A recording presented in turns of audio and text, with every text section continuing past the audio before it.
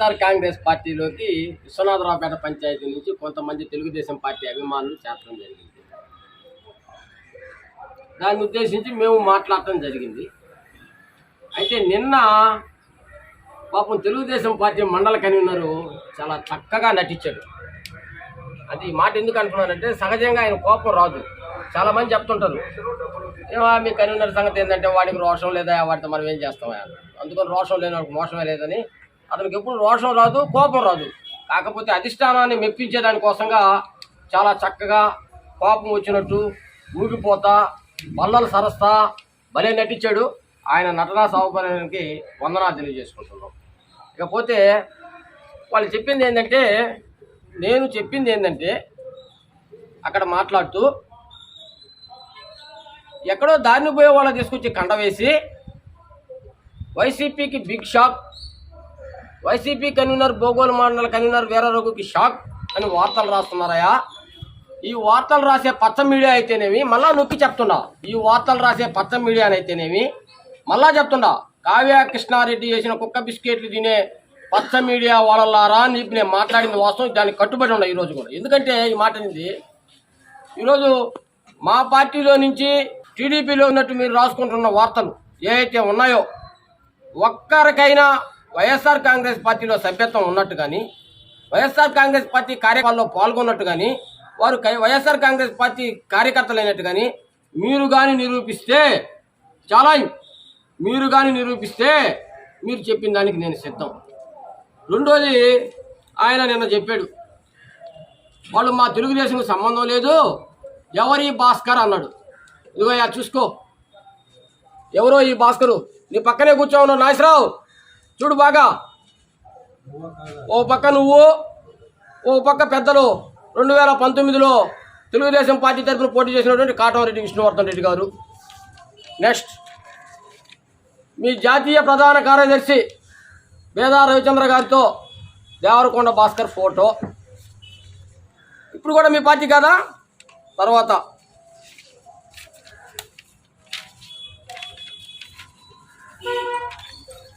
బాగా చూడు నాయనా, బాగా చూడు, దేవరకొండ భాస్కర్ రావు తెలుగుదేశం పార్టీ సభ్యత్వం కార్డు నెంబరు 28657111. ఇది దేవరకొండ భాస్కర్ రావు గారి సభ్యత్వం. నెక్స్ట్, దేవరకొండ వరుణ్ వాళ్ళ అబ్బాయి, ఆయన సభ్యత్వ కార్డు 70498975. ఇది వాళ్ళ హిస్టరీ. ఇప్పుడు కూడా వాళ్ళు తెలుగుదేశం కాదని చెప్తావా? మీ వాళ్ళకి ఇదే చెప్పుకుంటారు, అబ్బాయి వాళ్ళు మన పార్టీ వాళ్ళు కాదనా, మన వాళ్ళు ఎవరు బాగాలేదు, వాళ్ళు డూప్ చెప్పారని. కావ్య కృష్ణారెడ్డి గారు, మీరు కూడా మీ వాళ్ళు చేసే చూస్తుండే ఈ విధంగా నిన్ను కూడా మోసం చేసేస్తారు. ఇవన్నీ చూసుకోండి, ఎవరిని చేజారిపోనికుండా జాగ్రత్త చేసుకోండి కావ్య కృష్ణారెడ్డి గారు. ఇకపోతే చాలా మాట్లాడాడు, ఊగిపోయాడు, చాలా విషయాల మీద ఆయన మాట్లాడాడు. బోగోలు మండలం వైఎస్ఆర్ కాంగ్రెస్ పార్టీ అవినీతి మీద మాట్లాడాడు. బోగోలు మండలం వైఎస్ఆర్ కాంగ్రెస్ పార్టీలో జీతాలు తెచ్చుకున్నామని మాట్లాడాడు. పెడతాం. ఆయన ఎమ్మెల్యే గారు భూముల గురించి మాట్లాడాడు. ఎంఆర్ఓ ఆఫీస్ పక్కన ఎమ్మెల్యే గారు భూములు ఆక్రమించారు అని చెప్పాడు. ఛాలెంజ్ చేస్తున్నా ఈరోజు నేను. ఎమ్మెల్యే గారు అక్కడ భూములు 1 ఎకరాలు రామిరెడ్డి సాకేత్ రెడ్డి మీద కొన్నది వాస్తవం. నీకు దమ్ముడే ఆ 14 ఎకరాల్లో 1 సెంటు ప్రభుత్వం ఉన్నా, 1 సెంటు వరం పోకున్నా, 1 సెంటు అక్రమంగా ఉన్నా నువ్వు చెప్తే దేనికి చెప్తే దానికి సిద్ధం. నేను ఈరోజు చెప్తున్నా, ఈరోజు వరకు నేను మాట్లాడలా.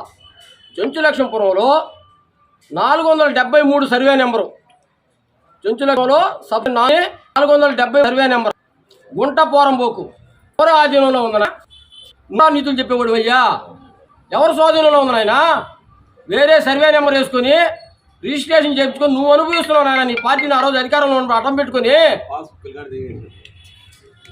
నువ్వు మా గురించి, మా నాయకుడి గురించి విమర్శించే స్థాయి నీదే. నీ స్థాయి ఏంది? ఈరోజు ఇంకా చెప్పాలి, పాపం చాలా చెప్పాలి. ఆయన మా పార్టీ గురించి చాలా చెప్పాడు. మా పార్టీలో తెలుగుదేశం పార్టీ నుంచి చేరిన వాళ్ళంట ఆయన కాడ పోయి మొరపెట్టుకుంటున్నారంట. తెలుగుదేశం పార్టీ నుంచి మా పార్టీలోకి వచ్చిన వాళ్ళు ఆయన దగ్గరికి పోయి మేము కష్టాలు పడతా పెట్టుకుంటున్నారంట. తెలుగుదేశం పార్టీ నుంచి మాలోకి వచ్చిన నీకు చెప్పుకుంటున్నారేమో కానీ భోగోలో తెలుగుదేశం పార్టీ వాళ్ళు కూడా అన్ని దగ్గర మొరపెట్టుకుంటున్నాను ఆయన ఈ మహానుభావుడు ఎప్పుడు పోతాడా మా పార్టీ ఎప్పుడు బాగుపడుతుందని. నీకు దమ్ముంటే మీ పార్టీలో ఉన్న నాయకులందరినీ ఒక వేదిక మీదకి తీసుకొచ్చి ప్రెస్ మీట్ పెట్టు.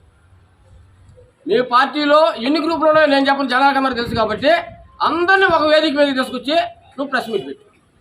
చాలా కట్టగలవా? రెండోది, కప్పరాలు చెప్పుకాడున్న గ్రావులంతా గుంటలు పడిపోయి కడుపు మండిపోతుందంట ఆయన. అడుగు కావ్యకృష్ణారెడ్డిని, అన్నా నువ్వు ఫిషింగ్ ఆర్గర్ తోలిన గ్రావులు ఎక్కడదనా, ఎక్కడి నుంచి తోలేవనా, ఎంత సెస్ కట్టావనా, దానికి ఎంత లీజు కట్టావనా, ఎంత గవర్నమెంట్కి డబ్బులు కట్టావనా అడుగు కావ్యకృష్ణారెడ్డి చెప్పమని. ఈరోజు ఫిషింగ్ హార్బర్కి తోలిన గ్రావులు తెప్పనించా కాదా, తెప్పనించి అయితే ఎంత దానికి సెస్ కట్టాడు, ఎంత గ్రావెల్ తోలాడు, మైనింగ్కి ఎంత కట్టాడు కావ్యకృష్ణారెడ్డి చెప్పను. మమ్మల్ని అడిగితే మేమేం చెప్తాం? అవినీతి అక్రమాలు, వైఎస్ఆర్ కాంగ్రెస్ పార్టీ అంటేనే అవినీతి పుట్టంట. మా పార్టీలో మా నాయకులు ఎంత అవినీతి చేశారో, ఒక పెద్ద ఆయన పాపం చనిపోయాడు, ఇప్పుడు ఎక్కడున్నాడు ఆయన పేరు నేను చెప్పను కానీ మా ఊరు ఏదో ఆయన ఒక మాట చెప్పాడు ఆయన గురించి, చనిపోయిన ఆయన గురించి. నీ గురించి చెప్పాలంటే పుంకాలుగా చెప్పుకుంటున్నారు నాగేశ్వరరావు. నీ గురించి చెప్పాలంటే నీరు చెట్లు నువ్వు చేసిన అవినీతి, ఎన్ని కోట్లు సంపాదించావో,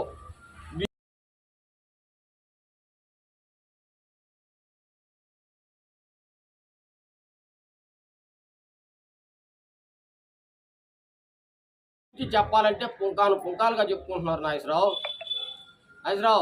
నీ గురించి చెప్పాలంటే నీరు చెట్లు నువ్వు చేసిన అవినీతి, ఎన్ని కోట్లు సంపాదించావో, బిఎం ఛానల్ దగ్గర నుంచి ఎస్విపిఎం ఛానల్ దగ్గర నుంచి పని చేయకుండా డబ్బులు తీసుకున్నటువంటి వ్యక్తివి నువ్వు.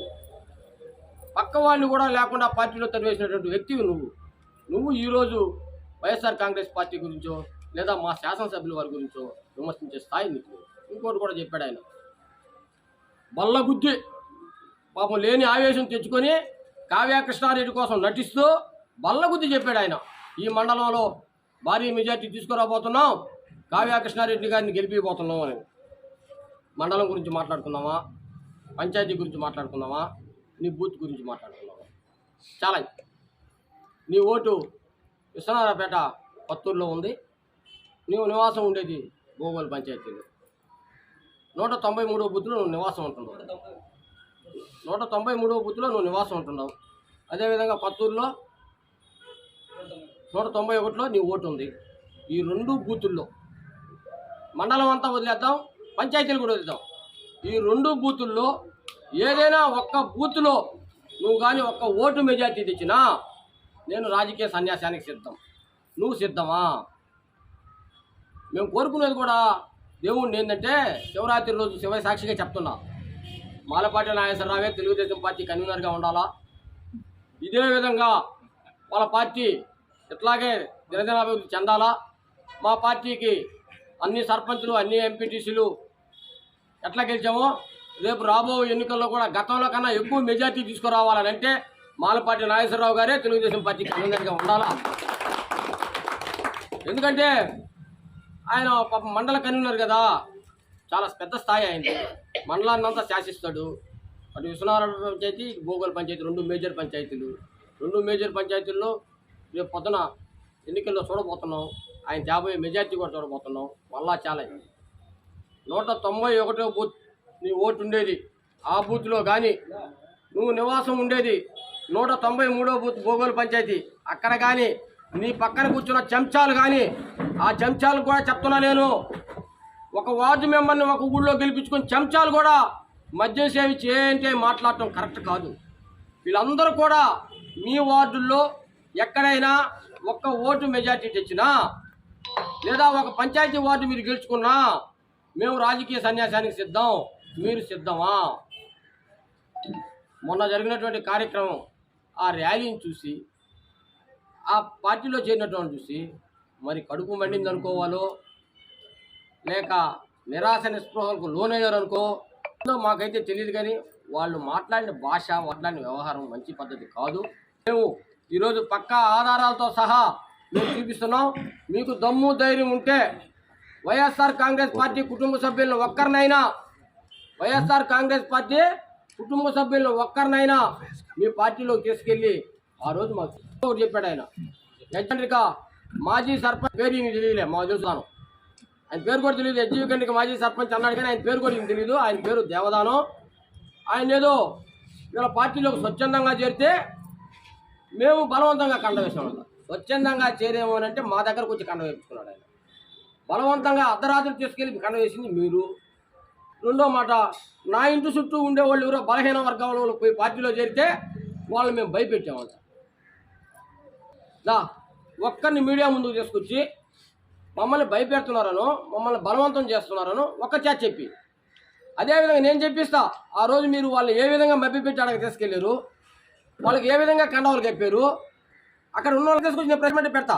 చాలా నువ్వైతే మేము బెదిరిగామని చెప్పిన మరుక్షణమే అక్కడ పొందని వచ్చి ఏ విధంగా మభ్యడింది అక్కడ తీసుకెళ్ళి కండవాళ్ళ చేత ఏ కండ వేపి ఇస్తా చెప్తున్నా. మీ ఆటలు సాగవు, మీ పని అయిపోయింది. ఆ మాట మేము చెప్పేది తెలుగుదేశం నాయకులే చెప్తున్నారు. ఈశ్వరావు ఉన్నంత వరకు ఇంతేనాయా ఈ పార్టీ ఎదగని అని చెప్పి తెలుగు పార్టీ నాయకులు పుంకాను పుంకలుగా 4-5 ఆఫీసులు పెట్టి 4 ఇళ్ళు కూడి మాట్లాడుకుంటూ అందరినీ తీసుకుని మమ్మల్ని అంతా ఐక్యంగా కాంగ్రెస్ కుటుంబం అంతా ఎట్లయితే ఐక్యతగా ఉందో అదే ఐక్యతగా మేము కూడా ఉన్నామని చెప్పి మీ కావ్యకృష్ణారెడ్డికి చెప్పు స్వామి. పాపం అప్పుడన్నా నీ ఆశ ఫలిసద్ది, నీ కోరిక నెరవేరద్ది, నీ మనసులో ఏదైతే వాంఛ ఉందో ఆ వాంఛ తీర్చుకుంటావు. అప్పుడు దాకా మాట్లాడొద్దని చెప్పి నా శ్రమ